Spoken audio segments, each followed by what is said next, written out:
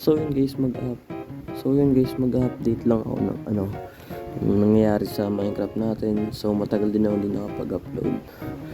Ang meron sa Minecraft natin, gumawa ako ng potato farm at gumawa rin ako ng parang town hall na malaki, kaso hindi pa siya tapos. Parang ginagawa ko pa lang siya kasi medyo may pagkamalaki din, tsaka ako lang gumagawa mag-isa. Tsaka nasa cellphone din ako naglalaro, kaya medyo mahirap, diba? Medyo ma-hassle. So yun, meron akong full netherite armor. Hindi ko na siya ni-record. Kumbaga ginawa ko na lang is ang ginawa ko na lang, in-screenshot ko na lang para may mga pruweba ako, kasi baka hindi kayo maniwala na baka sabihin nyo creative yun, pero hindi siya creative eh. So ipapakita ko lang sa inyo. Ito yan yan,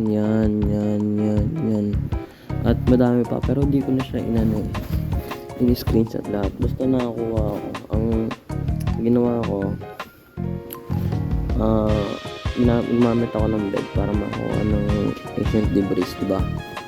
Siyempre, diba pag magkakarap ng ancient debris, kailangan din ng smithing template.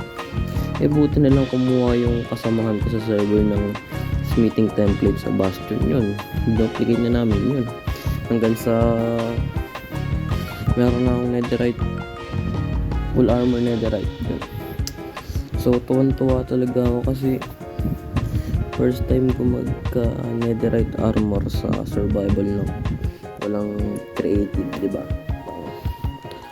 Napaproud ako sa sarili ko, pero nagawa ko naman yung dati pa, pero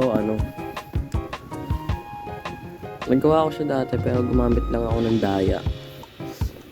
Pero nung ginawa ko ngayon, nung walang daya, yung pure survival lang, parang tutuwa ako sa sarili ko na nakuha ko yung netherite armor nang hindi ko magamit ng daya. Yun. So yun lang, nag-update lang ako ng kung ano na nangyayari sa world ko, sa server, kasi matagal na rin ako di nakapag-upload.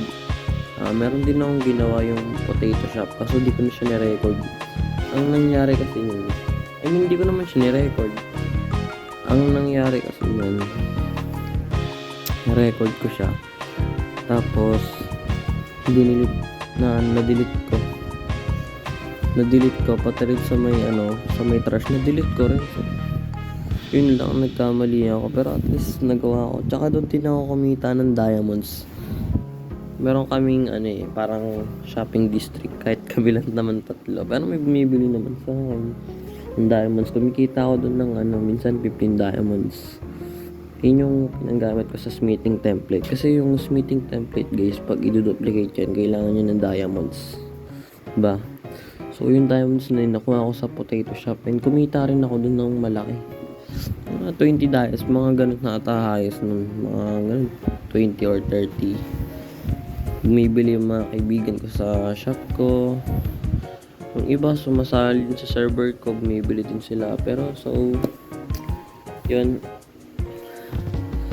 full armor netherite na po ako. So mag-upload na lang ako sa susunod kapag natapos ko na yung mga build ko, mga ganun. So yun, thank you guys, see you in next video.